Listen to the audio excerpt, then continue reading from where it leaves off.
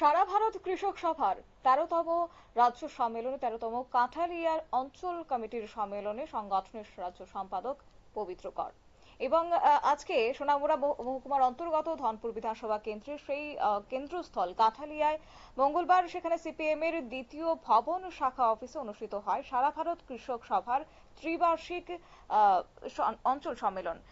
৪টি পঞ্চায়েত এলাকা থেকে সর্বসাকুল্যে ৫৭ জন প্রতিনিধি সামিল হয়েছে এই সম্মেলনের শেষ প্রান্তে ১৫ জনের নতুন কমিটি গঠন করা হয়। অবশ্যই এই প্রসঙ্গে কি বলেছে রাজ্য সম্পাদক পবিত্র কর, শুনুন। আজকে বন্যা হয়েছে ২০২৪ প্রথমবার, আমরা আজকে ২০২৫-এর আবার প্রথমবার এসেছি। ২৬ কি যার ক্ষতি হয়েছে সে টাকা পায়। গত পরশুদিন সবচেয়ে বন্যায় ক্ষতিগ্রস্ত এবার আমাদের অমরপুর, উদয়পুর।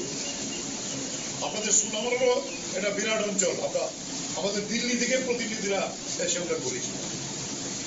প্রত্যেক জায়গাতে আমি আবার যাচ্ছি,